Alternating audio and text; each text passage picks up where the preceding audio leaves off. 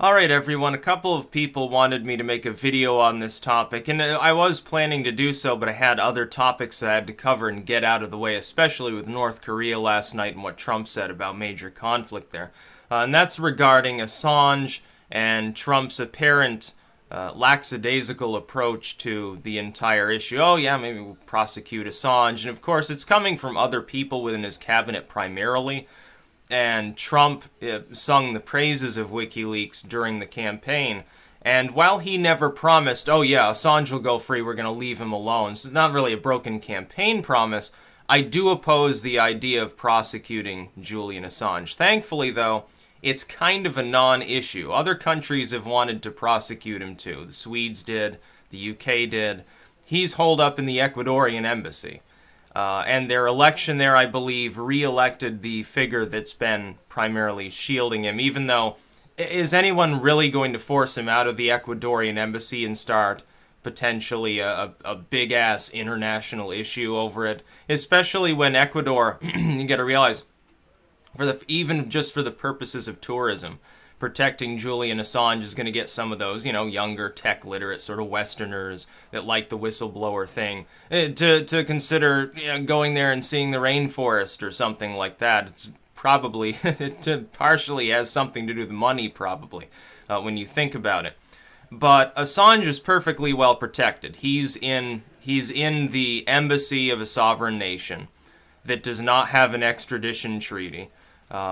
And he can stay there for the rest of his life. I don't think he should have to do that, but he's not just going to get randomly dragged off to jail. It's not like the U.S. government is going to storm the Ecuadorian embassy in London or have the British do it, you know, for us and drag him out by his heels, ignoring, you know, international norms, so to speak, as Obama might say. It's just not going to happen.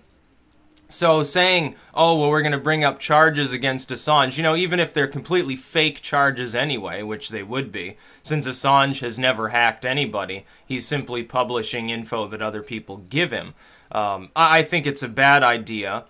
I think that it's not going to be popular. From a political perspective, it's certainly not going to be popular with a lot of people that voted for Trump, myself included.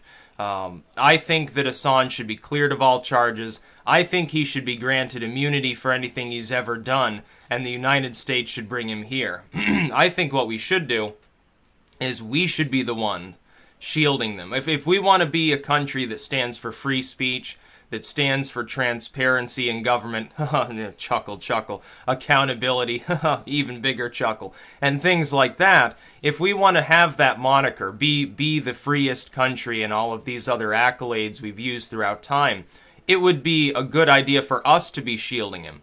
Put pressure on the UK, say, okay, let him get out of the embassy and onto a plane, we're going to take care of this, he can come here. You know, here's $1 million.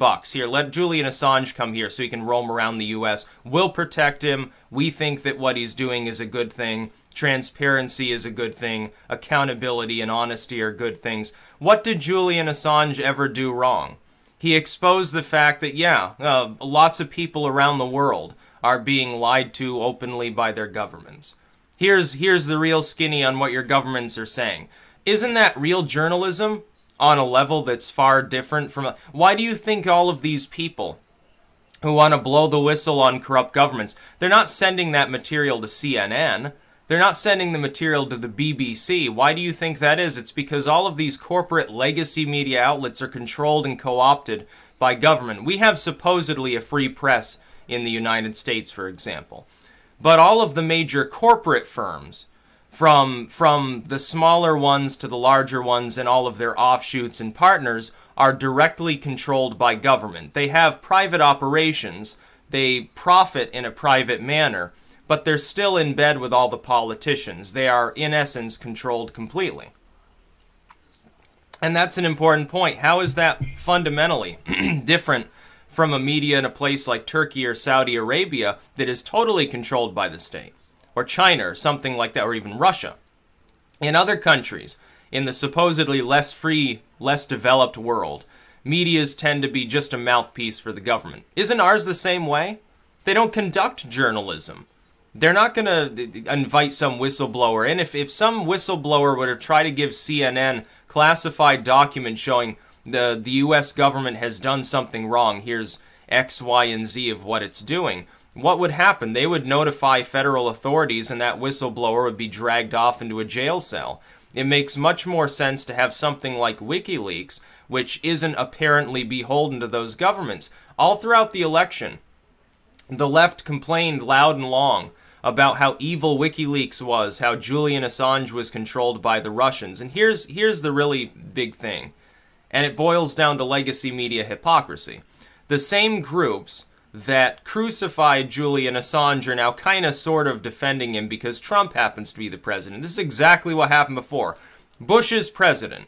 WikiLeaks drops documents related to the Iraq War showing, yeah, here's civilian death totals, and here's corruption and graft going on in Iraq and some of these neighboring states. And the left loved him. The left loved WikiLeaks, and they loved Julian Assange. Oh, it's a great thing. Whistleblower, pure patriotism. This is wonderful. Obama gets into office. Julian Assange continues doing the same fucking thing he was doing before. Oh, he's an evildoer. He's a Russian agent. He's so terrible. And likewise, the Republicans that hated that stuff under Bush because he happened to be a fucking Republican, all of a sudden they loved WikiLeaks. Said, oh yeah, Julian Assange should be pardoned for everything, and we should grant a declaration here that Julian Assange is like a national treasure and stuff like that. And now the tables turn again, and this isn't a huge surprise, even if it is Trump, the anti-establishment man. It's not a huge surprise to me, but it is slightly downheartening to see the same crap happen all over again. Thankfully, though, this time around, a lot of people no longer pay attention to the crappy-ass media. They don't trust the crappy-ass politicians. The gig is up. It no longer works on people. A large proportion of the population will make up its minds independent of what the CNNs and BBCs of the world want them to think, because they either don't pay attention to them, or they do but they don't trust what they see anyway, and then they fact check it with a bunch of blogs and YouTubers and Twitter handles. Good. It's a better world. The real independent media is all online. WikiLeaks is part of that. There's a juggernaut of journalism. They're willing to disclose materials that no corporate media site will ever disclose. Now, it has to be WikiLeaks or some comparable group doing this.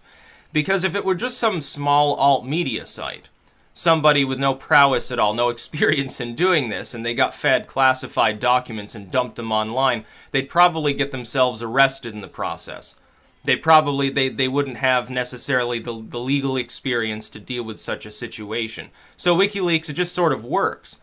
All this crap spewed by the DNC about Russia during the election suddenly disappears when Trump is elected and when documents continue to be released. I think they released a batch on Gorsuch, actually, if I remember correctly. And anyone thinking they're controlled by the Russians doesn't remember years ago when they were dumping Kremlin documents. They simply wait until someone gives them stuff to dump that happens to be of general interest. If nobody's giving them jack shit, they can't dump it. It's like when they failed to release a bunch of shit on Trump. The Democrats cried foul and said, oh, it must be he's working with Trump or he prefers Trump. Yeah, he couldn't possibly prefer Trump a little bit because Hillary Clinton threatened to conduct a drone strike on Assange when he was in Sweden. Okay, that makes a lot of sense. I think part of that is self-preservation. Maybe nobody gave him documents on Trump. WikiLeaks openly called for wanting documents on Trump, tax returns or whatever it happened to be. And I trust that. Julian Assange has an astonishingly ironclad track record of doing the same thing for many, many years now, despite the fact that he's been holed up in a friggin' embassy for so long. And he's still unrepentant about it. Good for him. He's doing a service to the world. Government should be more transparent. If you're going to call yourself a free country, you should have at least a general rudimentary idea of what the hell your government is doing, and especially what it's doing wrong. So I oppose the idea of prosecuting him. I know this comes from, I think, isn't it Pompeo or, Pompey? And he's going to blow his top at any time, this new CIA director. Oh, WikiLeaks this, Julian Assange that. He was directly praising them during the election, too. Oh, well, if there's wrongdoing within the Democratic apparatus, well, there's nothing wrong with releasing the material. Now, all of a sudden, oh, Julian Assange is like a terrorist or something like that. No, he's not. But the Obamas and the Bushes of the world both tried to declare him like an enabler of terrorists. I can remember when the corporate media jumped down Assange's throat over some documents related to our operations over in like Iraq and Syria and places like that. And they're saying, oh, he's going to get people killed, even though he personally redacted a bunch of information and make sure that wouldn't happen. Tried his best to make sure that didn't occur. Now, he obviously is not sitting there just chuckling and wringing his hands and laughing like a maniac thinking about like dead U.S. soldiers and stuff. He's trying to target dishonest government. So yeah, I do oppose this, and I think if the U.S. were to like storm the embassy, so to speak, literally or figuratively, and attempt to put him on trial, I think it would be a bad thing politically for the Trump administration, number one. I think it would be a bad thing for our country, number two. That's not the way we should be doing business. If the government for years there under Obama used the line, oh, if you have nothing to hide, you have nothing to fear from, being spied on 24/7 because you happen to use a phone or have an email or something. Well, if the government doesn't have anything to hide, why the hell do they care? If you're not doing anything wrong, nothing unconstitutional, nothing unethical or anything like that, why are you so worried about having your private materials dumped? Whether it's, again, your private correspondence, something within government, why would it matter? Whether it's classified or not. Well, you have nothing to hide. You shouldn't even be able to classify material.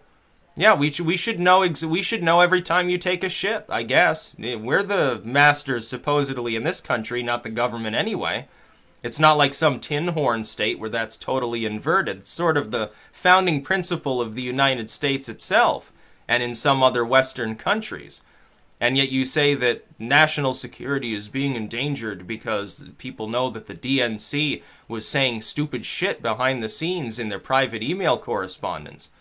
Well, color me surprised that people would say this at the time because Obama happened to be the president and because Clinton was personally perturbed by some of this material. My hope is that Trump won't actually take action on this. Now, the United States doesn't necessarily even really have a legal recourse to doing anything here, but even making an attempt to do so, I think is the wrong way to go. I think we should ignore WikiLeaks insofar as bringing charges against Assange goes.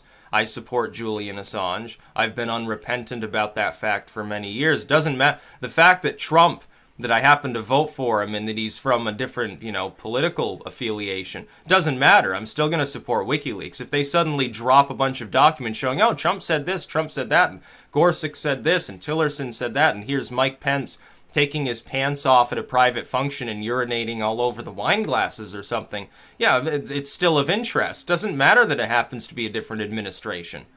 That's the same faulty logic that was used when the Bush era ended and the Obama era began, and all of a sudden everybody was inverted if they were a partisan at all. And all of a sudden the left that had been applauding him said, oh, well, he's evil, he's like the devil himself. And the Republicans who had said, oh, well, we should probably just, put a bullet between his eyes and be done with this crap, all of a sudden they started supporting WikiLeaks for the most part. Now, there were holdouts. Then there are just the general war hawks and corrupt officials that they oppose whistleblowing regardless because it makes them feel personally offended for wrongdoing to be exposed. But I support generally WikiLeaks. Yeah, I'm not comfortable with the idea of prosecuting Assange. Thankfully, though, again, I don't think it will actually happen. That's about all. Peace out.